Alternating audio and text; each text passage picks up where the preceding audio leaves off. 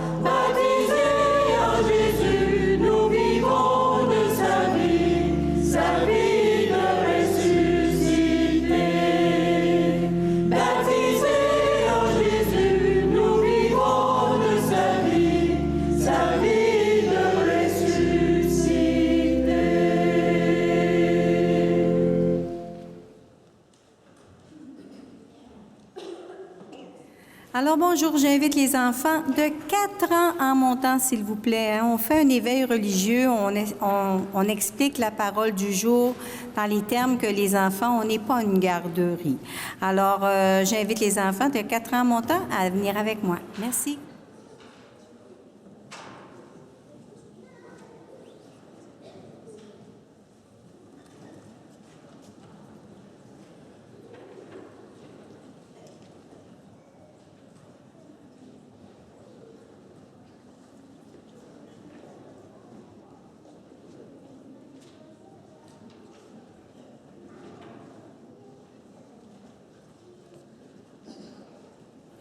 Au nom du Père et du Fils et du Saint-Esprit, que le Seigneur Jésus, qui nous offre son soutien dans les tentations, soit toujours avec vous. Nous ne sommes pas des dieux, nous sommes des êtres humains fragiles et soumis aux tentations.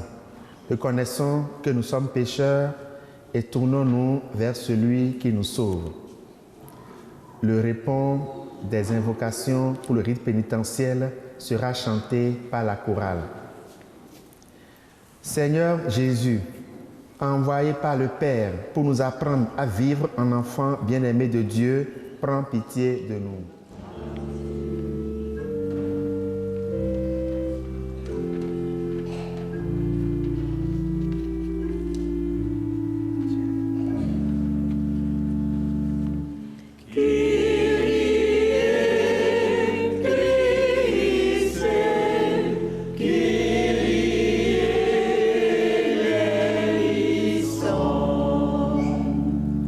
Christ, venu dans le monde pour être le nouvel Adam, désireux de partager avec nous sa victoire sur le mal et sur le péché, prends pitié de nous.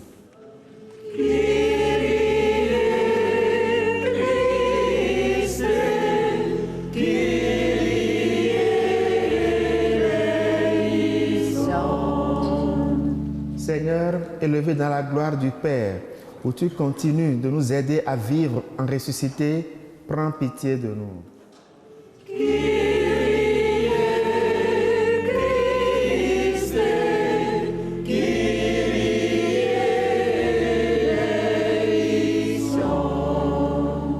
Que Dieu, dont la toute-puissance est celle de l'amour, nous fasse miséricorde, qu'il nous pardonne nos péchés et nous conduise à la vie éternelle. Amen. Prions. Accorde-nous, Dieu Tout-Puissant, tout au long de ce carême, de progresser dans la connaissance de Jésus-Christ et de nous ouvrir à sa lumière par une vie de plus en plus fidèle. Lui qui règne avec toi et le Saint-Esprit, maintenant et pour les siècles des siècles. Amen.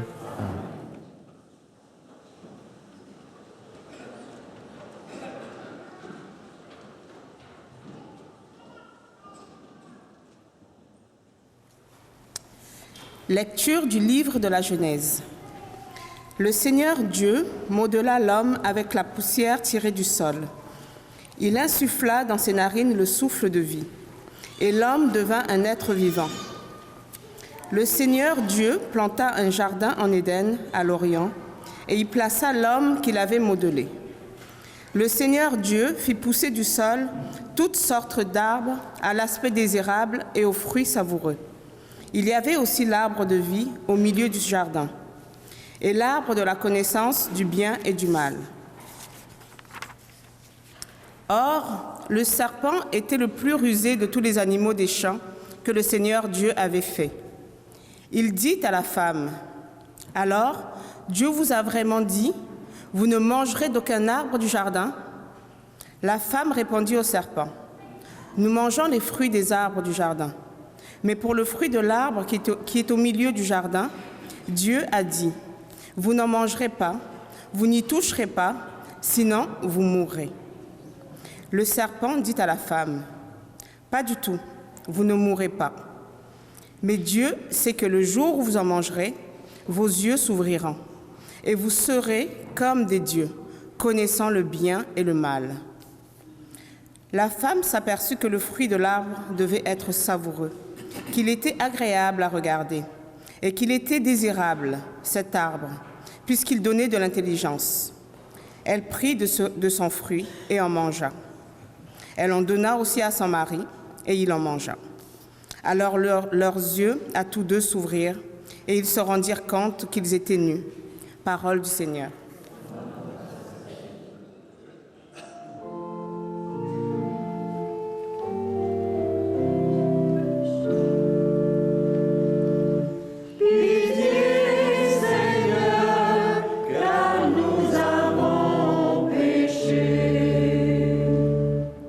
Pitié pour moi, mon Dieu, dans ton amour.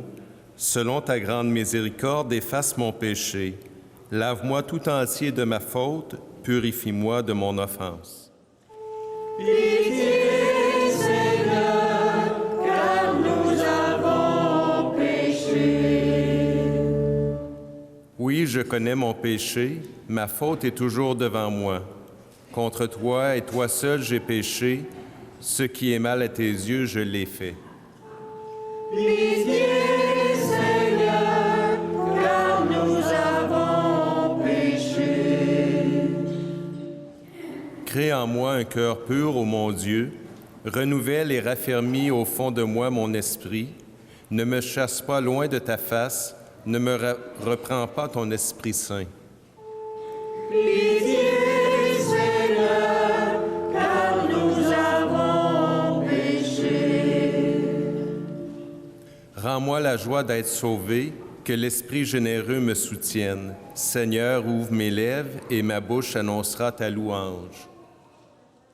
Pitié, Seigneur, car nous avons péché.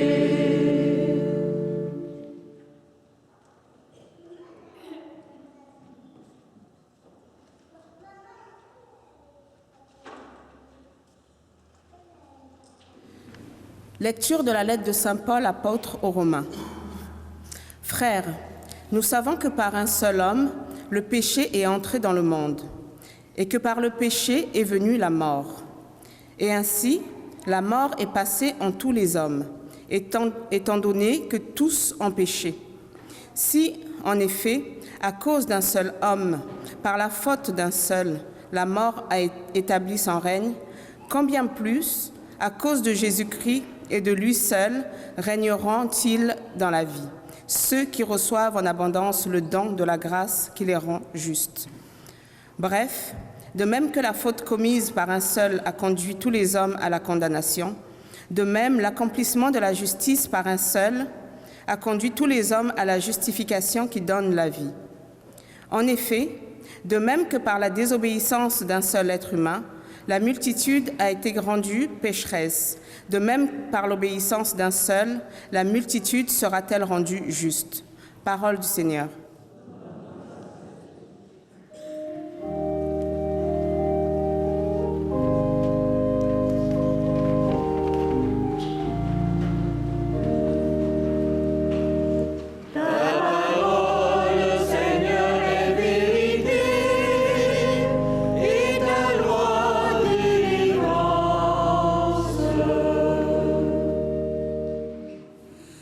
L'homme ne vit pas seulement de pain, mais de toute parole qui sort de la bouche de Dieu. Ta parole, Seigneur, est vérité, et ta loi délivrance.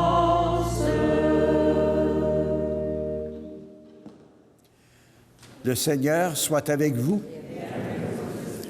Évangile de Jésus-Christ selon saint Matthieu.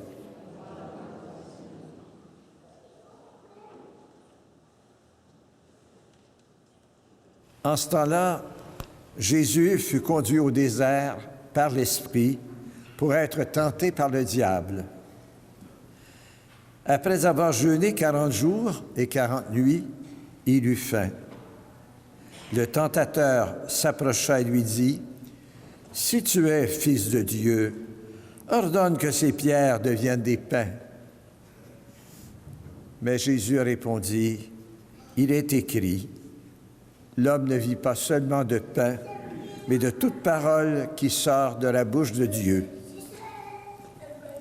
Alors le diable l'amène à la ville sainte, le place au sommet du temple et lui dit, « Si tu es fils de Dieu, jette-toi en bas, car il est écrit, il donnera pour toi des ordres à ses anges, et ils te porteront sur leurs mains, de peur que ton pied ne heurte une pierre. » Jésus lui déclara, « Il est encore écrit, tu ne mettras pas à l'épreuve le Seigneur ton Dieu. » Le diable l'amène encore sur une très haute montagne. Il lui montre tous les royaumes du monde et leur gloire. Il lui dit, « Tout cela, je te le donnerai, si tombant à mes pieds, tu te prosternes devant moi. » Alors Jésus lui dit, « Arrière, Satan, car il est écrit, c'est le Seigneur ton Dieu que tu adoreras, à lui seul tu rendras un culte. » Alors le diable le quitta, et voici que des anges s'approchèrent, et ils le servaient. Par notre chant, acclamons la parole de Dieu.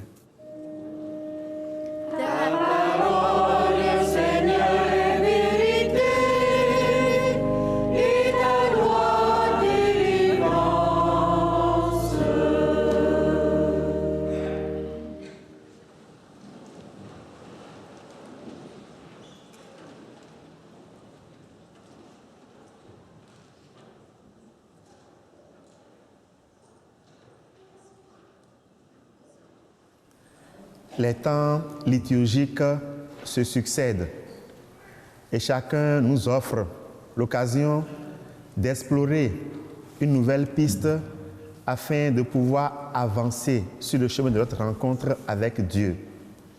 Et pour nous aider en cela, à chaque temps liturgique, il nous est proposé un thème. Et les thèmes qui ont été proposés depuis le début de l'année liturgique sont reliés aux vertus théologales. Ainsi, au temps de l'Avent, le thème c'était « Grandir dans l'espérance ». Au temps de Noël, le thème c'était « Grandir dans l'amour ». Et au temps de Carême maintenant, le thème c'est « Grandir dans la foi ». Au temps pascal, le thème sera « Grandir avec le ressuscité ». Vous voyez bien qu'il y a une logique dans tout cela. Alors le thème de cette année pour le carême, c'est bien grandir dans la foi. Et ce thème, on peut le dire, est très bienvenu parce que le carême est toujours le moment favorable qui nous est donné pour approfondir notre foi. Et pour nous aider en cela, notre évêque nous a adressé un message de carême que nous avons publié dans le feuillet paroissial de ce dimanche. Le dimanche prochain, nous allons publier le message du pape François pour ce carême 2020. En plus des efforts que personnellement on s'est donné à faire, nous avons voulu qu'en communauté chrétienne paroissiale, nous puissions également faire une petite marche ensemble. Vous voyez, le pape a voulu que la démarche soit vraiment universelle. Notre évêque a voulu une démarche diocésaine. Notre paroisse fera une démarche paroissiale. Alors on a retenu certains gestes à poser pendant ce temps de carême pour montrer que nous marchons ensemble vers Pâques. Vous l'avez constaté déjà, à tous les dimanches de carême, le répond pour le rite pénitentiel sera chaque fois chanté par la chorale. Ça va être comme ça à tous les dimanches de carême. Deuxième chose, c'est le visuel. À chaque dimanche, nous aurons un visuel. Aujourd'hui, premier dimanche, le visuel, c'est la croix, le crucifix. Dimanche prochain, on va y ajouter une Bible. Troisième dimanche, un siège, la lumière. Quatrième dimanche, l'eau. Cinquième dimanche, une plante rampante. Et juste avant de proclamer notre foi, avant de faire le credo, il y aura une petite introduction pour nous expliquer le sens de chaque visuel. Et à la fin, nous serons tous invités à nous tourner vers la croix pour professer notre foi. Nous avons également, à certains dimanches, modifié un peu la prière d'ouverture et les prières universelles. Mais à chaque fois que c'est modifié et que ce n'est pas dans le prion, vous les aurez au PowerPoint. Voilà un peu les gestes communautaires que nous allons faire pendant ce temps de carême. Je voudrais profiter pour aborder deux autres points qui n'ont rien à voir avec le carême, mais j'en profite. C'est par rapport à l'éventuelle contagion du coronavirus. Alors, certains paroissiens ont exprimé des besoins. Nous les avons présentés au diocèse qui nous a permis de prendre ces deux préventions. Premièrement, nous n'allons plus communier sur la langue. Pour ceux qui communient sur la langue, on s'excuse vraiment. C'est une mesure juste pour un temps. On s'excuse. Mais désormais, nous allons tous communier sur la langue pendant ce temps de probable contagion. Deuxième geste que nous allons faire dans ce sens, pendant le geste de paix, nous n'allons plus nous donner des poignées de main. Nous allons juste trouver d'autres moyens pour nous souhaiter la paix. C'est des mesures qui vont durer juste quelques dimanches. D'ailleurs, j'ai lu hier, je ne sais pas si c'est la ministre de la Santé ou une autorité qui a bien dit qu'il n'y a pas à s'alarmer au niveau du Québec, du Canada. Nous ne sommes pas vraiment en danger, mais on prend juste des précautions pour aider le gouvernement dans les précautions qu'il prend pour pouvoir nous protéger. On s'excuse vraiment auprès de ceux qui communient sur la langue. Venons-en maintenant au test de ce dimanche. De quoi nous parlent les tests? Les tests nous parlent de la tentation, du combat, de la victoire, et le tout dans un décor spécifique, le désert. Le désert, lorsqu'on voit dans la Bible, c'est toujours le lieu de la rencontre et du combat. C'est le lieu de la solitude et de l'écoute. C'est le lieu de l'isolement et du dépouillement. On le voit bien avec tous nos patriarches. Abraham, Moïse, ils en ont fait l'expérience. C'est de là qu'on a tiré le sens spirituel du désert. Ça devient le lieu ou le moment de l'abandon total à Dieu et d'une confiance totale en sa providence. C'est comme ça que le désert est devenu le symbole de la fragilité humaine. Une fragilité que le tentateur veut toujours exploiter à son profit. Regardez Jésus. Il s'est privé pendant 40 jours, 40 nuits. Et du coup, il est devenu faible. Le tentateur a sauté sur l'occasion pour pouvoir l'éloigner de Dieu et pour pouvoir faire de lui un associé. Nous aussi, dans nos vies, nous avons plein de déserts que le diable, le tentateur, cherche à exploiter. Nos déserts se trouvent où? Dans nos maladies, dans nos deuils, dans nos échecs, dans nos besoins de nourriture, nos besoins de pouvoir, de gloire, nos besoins de reconnaissance de notre personnalité. Tout cela, ça fait l'affaire du diable. Ça fait l'affaire du tentateur. Il en profite toujours pour nous éloigner de Dieu. Alors, le carême voudrait nous inviter à prendre conscience, nous rappeler que la fragilité que nous éprouvons pendant nos épreuves, pendant nos souffrances, est destinée à creuser davantage en nous le besoin et le désir de Dieu, à nous pousser davantage dans les bras de Dieu, à nous abandonner à Dieu et à combattre pour pouvoir l'établir ou le confirmer comme seul maître, seul fondement, seul horizon de notre vie. C'est ça le sens du carême par rapport au désert. Confirmer Dieu comme le seul maître de notre vie, le seul fondement, le seul horizon, et nous abandonner entre ses mains. Le combat, du moins la tentation.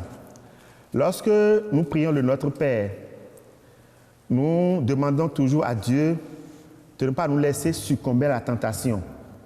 Mais il faut l'admettre, pour bien des personnes, le mot tentation n'a plus vraiment de sens aujourd'hui, surtout à cause de sa connotation religieuse et chrétienne. Alors, ils préfèrent parler d'épreuves, parler de tests, parler de dilemmes, parler de choix de vie difficiles à faire. Mais pour nous chrétiens, tout cela, ça a le même sens que tentation. De plus, ce qui nous éloigne de Dieu, ce n'est pas la tentation en soi, ce n'est pas l'épreuve en soi, ce n'est pas la souffrance en soi. C'est toutes ces questions qui naissent en nous pendant que nous souffrons, pendant que nous sommes éprouvés. On se demande par exemple, si vraiment Dieu existe, pourquoi ceci et pourquoi pas cela? Si vraiment je suis aimé de Dieu, infiniment aimé de lui, pourquoi ceci et pourquoi pas cela? Si je suis vraiment enfant de Dieu, s'il est vraiment mon Père, pourquoi pas ceci, pourquoi pas cela? C'est ça qui crée en nous le mal. Et sur ces questions, le diable, il saute toujours pour pouvoir semer en nous le doute par rapport à l'amour que Dieu nous porte, par rapport à la parole de Dieu. Regardez, on dit que Jésus, il venait juste d'être baptisé.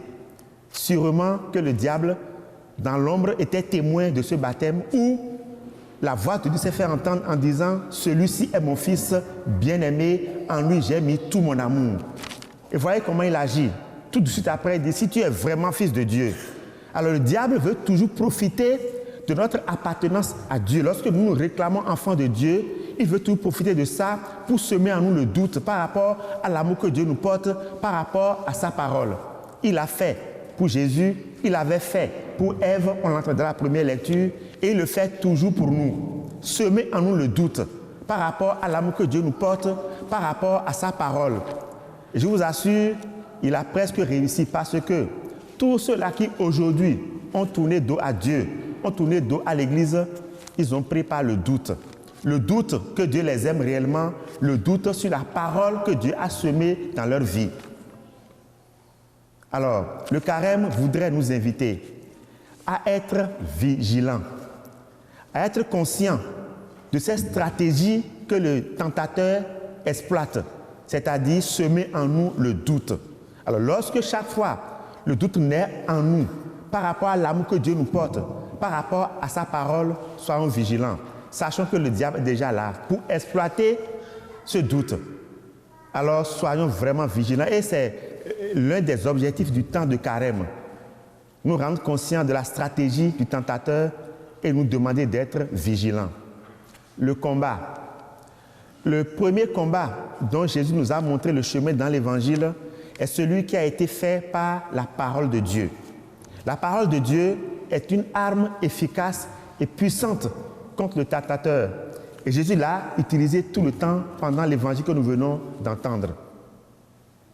Le diable en est conscient. C'est pourquoi il commence toujours par saboter en nous la parole de Dieu.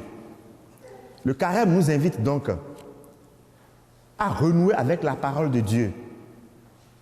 Le carême nous invite à aller toujours chercher dans la parole de Dieu la force pour pouvoir résister aux tentateurs. Alors, comment pouvons-nous utiliser la parole de Dieu pour résister aux tentateurs?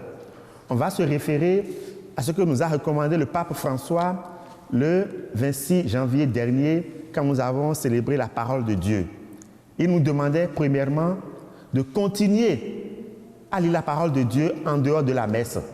Deuxièmement, de l'approfondir. Donc, de lire autre chose qui explique, de participer à des groupes d'explication biblique, etc., pour approfondir la parole de Dieu semée en nous. Troisièmement, il nous demande de prier avec la parole de Dieu. Et quatrièmement, d'agir selon la parole de Dieu. C'est en faisant cela que nous pouvons utiliser la parole de Dieu comme une arme efficace contre le tentateur. On a parlé du désert, on a parlé de la tentation, du combat. Venons-en maintenant à la victoire. Il est certain, évident que dans ce que nous avons entendu, c'est le Christ qui a eu la victoire. On nous dit simplement, le diable s'est retiré. C'est signe de son échec. Alors, la victoire appartient toujours au Christ. Alors, dans nos déserts, les tentations seront toujours plus fortes et les combats toujours plus rudes. Mais sachons ceci, la victoire du Christ nous devance déjà et nous attend à Pâques. Le Seigneur soit avec vous.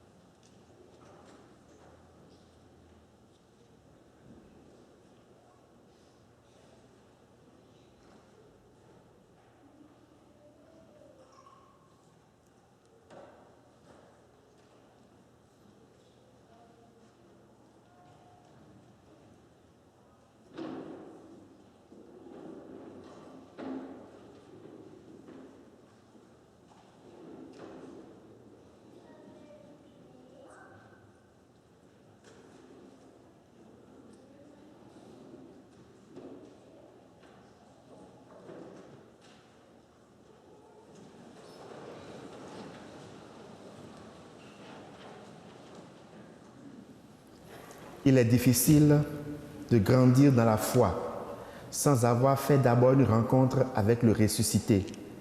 C'est ce que nous rappellera la croix qui va nous accompagner tout au long de notre route vers Pâques. Dans cette croix se cache toute la puissance de la résurrection et la vie donnée en Jésus-Christ. C'est l'accueil de ce don qui nous fait grandir dans la foi. Tournons-nous vers la croix et ensemble professons notre foi. Je crois en Dieu, le Père Tout-Puissant, Créateur du ciel et de la terre, et en Jésus-Christ, son Fils unique, notre Seigneur, qui a été conçu du Saint-Esprit, est né de la Vierge Marie, a souffert sous Ponce Pilate, a été crucifié, est mort, a été enseveli, est descendu aux enfers, le troisième jour est ressuscité des morts, est monté aux cieux, est assis à la droite de Dieu le Père Tout-Puissant, d'où il viendra juger les vivants et les morts. Je crois en l'Esprit Saint, à la Sainte Église catholique, à la communion des saints, à la rémission des péchés, à la résurrection de la chair, à la vie éternelle. Amen.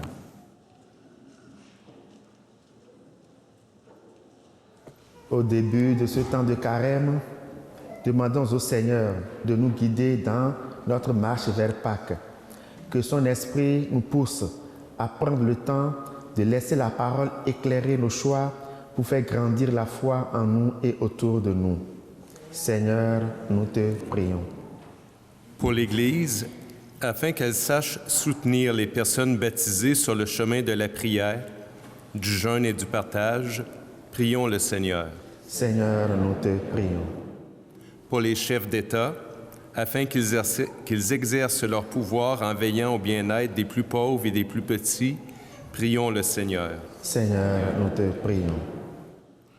Pour ceux et celles qui se sont laissés tenter par la recherche de faux bonheur, afin que la parole de Dieu les aide à discerner ce qui est essentiel prions le Seigneur. Seigneur, nous te prions. Pour les catéchumènes, afin qu'ils puissent compter sur l'aide d'une communauté vivante pour les accompagner, prions le Seigneur. Seigneur, nous te prions. Pour tous les membres de notre communauté, afin que ce temps de carême soit vraiment l'occasion de renouveler leur désir de suivre le Christ et de faire grandir leur foi, prions le Seigneur. Seigneur, nous te prions. Dieu notre Père, toi qui veilles sur nous en ce début de carême, aide-nous à faire les bons choix pour témoigner de ton amour pour nous. Que ta parole nourrisse notre foi et la fasse grandir afin qu'elle rayonne toujours davantage dans notre vie. Nous te le demandons par Jésus le Christ, notre Seigneur. Amen.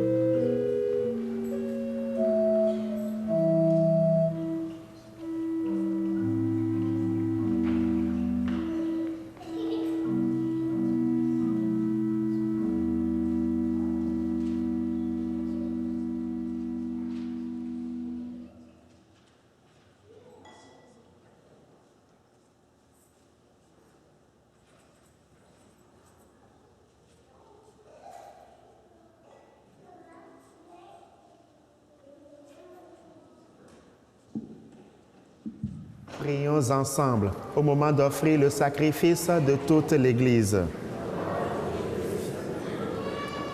Avec cette Eucharistie, Seigneur, nous commençons notre marche vers Pâques. Fais que nos cœurs correspondent vraiment à nos offrandes par Jésus le Christ, notre Seigneur.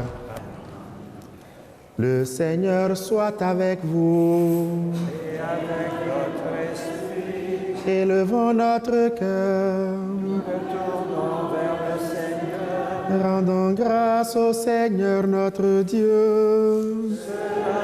Juste et bon, Vraiment, il est juste et bon de te rendre gloire, de t'offrir notre action de grâce toujours et en tout lieu à toi, Père très saint, Dieu éternel et tout-puissant, par le Christ notre Seigneur. En jeûnant 40 jours au désert, il consacrait le temps du carême. Lorsqu'il déjouait les pièges du tentateur, il nous apprenait à résister au péché. Pour célébrer d'un cœur pur le mystère pascal et parvenir enfin à la Pâque éternelle. C'est pourquoi, avec tous les anges et tous les saints, nous chantons l'hymne de ta gloire et sans fin nous proclamons.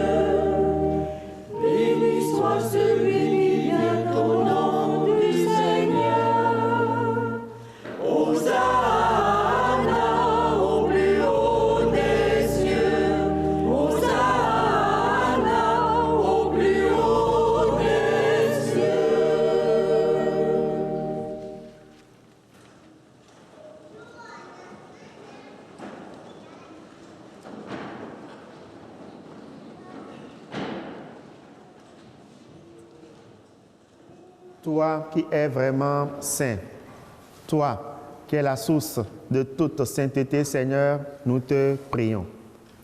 Sanctifie ces offrandes en répandant sur elles ton esprit, qu'elles deviennent pour nous le corps et le sang de Jésus le Christ, notre Seigneur. Au moment d'être livré et d'entrer librement dans sa passion, il prit le pain, il rendit grâce, il le rompit et le donna à ses disciples en disant: Prenez et mangez-en tous, ceci est mon corps livré pour vous.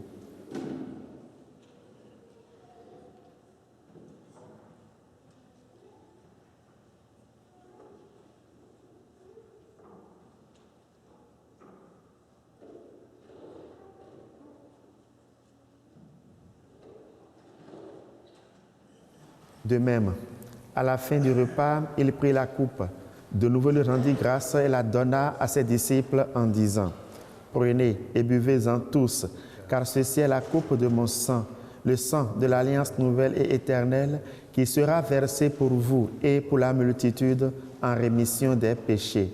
Vous ferez cela en mémoire de moi.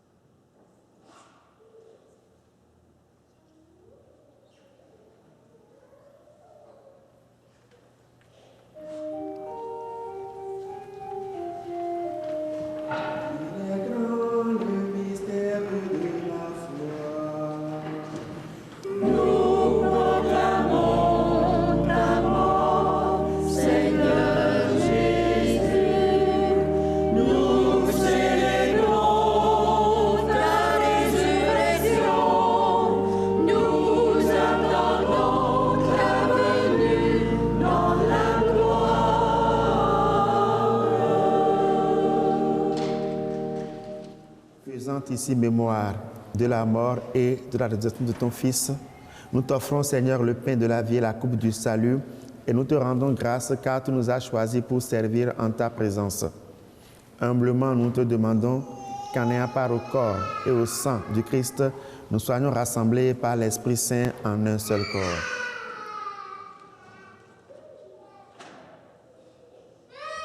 Souviens-toi, Père, de ton Église et à travers le monde. Fais-nous grandir dans ta charité avec notre Pape François, notre évêque Noël Simard et toutes les personnes qui ont la charge de ton peuple. Souviens-toi aussi de nos frères et de nos sœurs qui se sont endormis dans l'espérance de la résurrection et de toutes les personnes qui ont quitté cette vie, particulièrement Jean-Jacques Sanson et Roch Rochon, et qui cette paix s'est offerte, reçois-les dans ta lumière auprès de toi.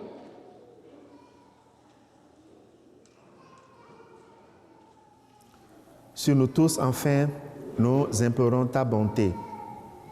Sur tous les malades, sur ceux qui traversent des situations difficiles, qui mettent en péril leur foi.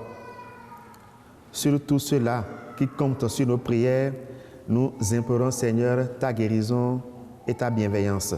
Permets qu'avec la Vierge Marie, la bienheureuse Mère de Dieu, son époux Saint Joseph, avec les apôtres, les saints dont nous portons les noms et les saints de tous les temps qui ont vécu dans ton amitié, nous ayons part à la vie éternelle, que nous chantions ta louange par Jésus-Christ, ton Fils bien-aimé. Par lui, avec lui et en lui, à toi, Dieu le Père Tout-Puissant, dans l'unité du Saint-Esprit, tout honneur et toute gloire pour les siècles des siècles. Amen. Unis dans le même esprit, reprenons avec confiance la prière reçue du Sauveur. Notre Père qui es aux cieux, que ton nom soit sanctifié, que ton règne vienne, que ta volonté soit faite sur la terre comme au ciel. Donne-nous aujourd'hui notre pain de ce jour. Pardonne-nous nos offenses, comme nous pardonnons aussi à ceux qui nous ont offensés, et ne nous laisse pas entrer en tentation, mais délivre-nous. Délivre-nous de tout mal, Seigneur, et donne la paix à notre temps. Par ta miséricorde, libère-nous du péché. Rends-nous forts devant les épreuves. En cette vie, nous espérons le bonheur que tu promets et l'avènement de Jésus-Christ, notre Sauveur. Car c'est à toi qu'appartient le règne, la puissance et la gloire pour les siècles des siècles. Seigneur Jésus-Christ, tu as dit à tes apôtres, je vous laisse la paix, je vous donne ma paix. Ne regarde pas nos péchés, mais la foi de ton Église. Pour que ta volonté s'accomplisse, donne-lui cette paix et conduis-la vers l'unité parfaite, toi qui règnes pour les siècles des siècles. Que la paix du Seigneur soit toujours avec vous. Dans la charité du Christ, faisons-nous un signe de paix.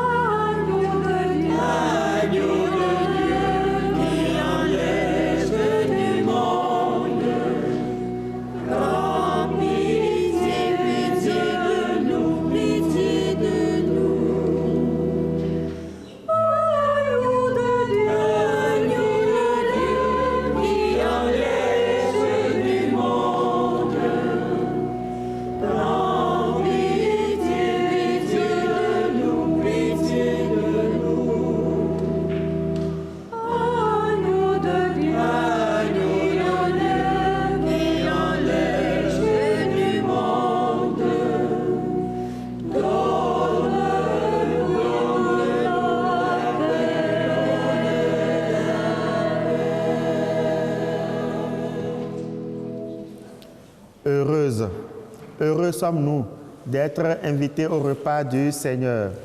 Voici l'agneau de Dieu, celui qui enlève le péché du monde. Seigneur, je ne suis pas digne de te recevoir, mais dis seulement une parole et je suis guéri. Le corps et le sang du Christ nous gardent pour la vie éternelle. Amen.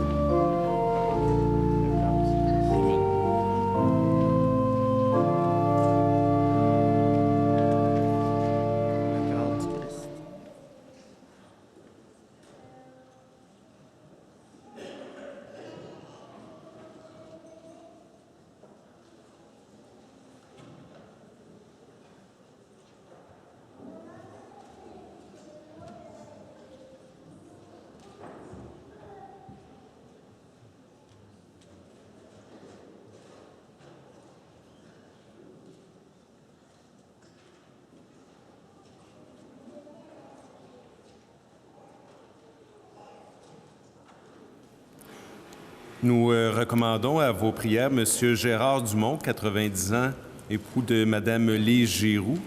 Les funérailles ont été célébrées le 25 février à l'église Saint-Michel.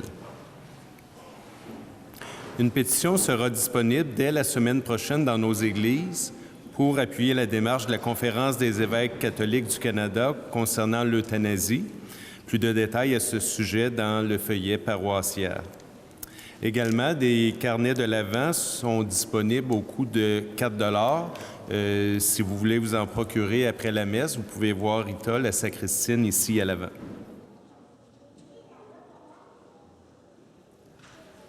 Le dimanche prochain, vous aurez également dans le feuillet un message des évêques concernant la situation de Jean Vanier.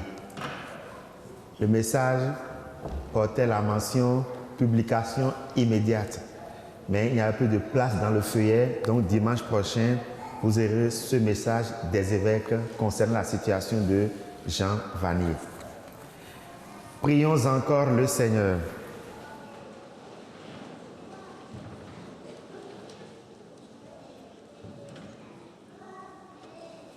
Le pain que nous avons reçu de toi, Seigneur notre Dieu, a renouvelé nos cœurs. Il nourrit la foi, fait grandir l'espérance et donne la force d'aimer. Apprends-nous à toujours avoir faim du Christ, seul pain vivant et vrai, et à vivre de toute parole qui sort de ta bouche, par Jésus le Christ, notre Seigneur. Le Seigneur soit avec vous. Et que Dieu Tout-Puissant vous bénisse, le Père, le Fils et le Saint-Esprit. Allez dans la paix du Christ. Bon dimanche à vous.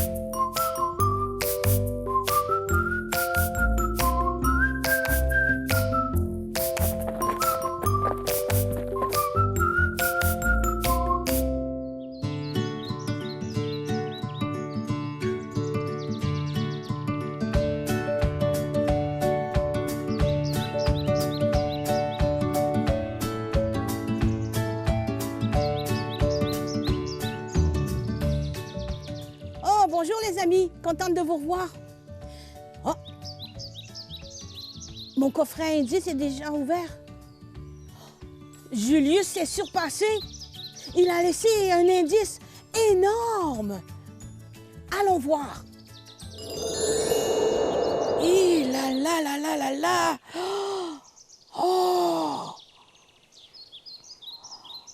C'est un pic de prospecteur pour creuser dans les mines.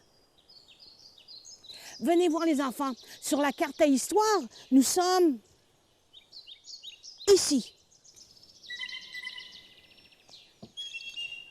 Il y a de cela très longtemps, un dénommé Gégé Laroche croyait dur comme fer que la montagne de Rigaud regorgeait d'or. Il quitta son village pour se mettre en quête de trouver de l'or. Il avait marché longtemps, des jours, voire même des semaines au dire de certains. Mais quand il est arrivé ici, dans la région de Rigaud, il a tout de suite su qu'il y trouverait de l'or.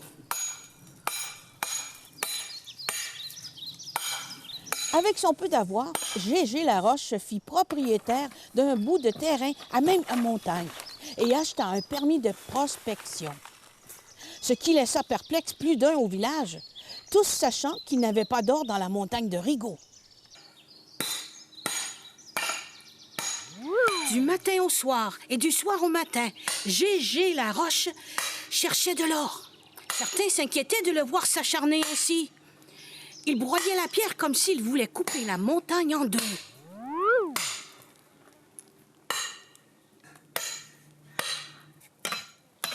Puis un jour, la montagne tout entière trembla. Comme pour lui dire qu'elle en avait assez. Une parcelle de roc se détacha de la montagne, mettant en jour un filon de pyrrhute de fer, communément appelé l'or des fous. Dans son état d'esprit, il a cru au miracle. De l'or, de l'or, de l'or. Puis une douleur atroce le gagna d'un seul coup. Ses jambes coincées par les pierres le gardent prisonnier de la montagne. Impuissant à se dégager, il commença à crier pour appeler à l'aide. Au secours! Au secours! Mais ses appels restèrent sans réponse. Épuisé, il perdit connaissance. On raconte qu'il aurait été secouru que quelques jours plus tard par des randonneurs de la région, qu'il a été mené à Rigaud dans un état au bord de la mort. Il dut rester au lit plusieurs mois, car ses jambes fracturées mirent longtemps à guérir. Les gens de Rigaud lui apportaient à manger. On lui prodiguait bons soins et encouragement. Quand il fut assez fort pour se mettre à marcher, il quitta la région. On s'en rappelle encore comme si c'était hier. Ce jour-là, il serra la main du maire qui lui dit par compassion « Désolé, monsieur Laroche, que vous n'ayez pas trouvé d'or chez nous. » Et Gégé Laroche lui avait répondu « Détrompez-vous, monsieur le maire, de l'or j'en ai trouvé. Il est dans le cœur de chacun d'entre vous qui m'avez aidé. » Mère Lou, elle vous dit à bientôt, les amis, pour une prochaine histoire. Et souvenez-vous qu'on ne voit bien qu'avec les yeux du cœur. Bisous!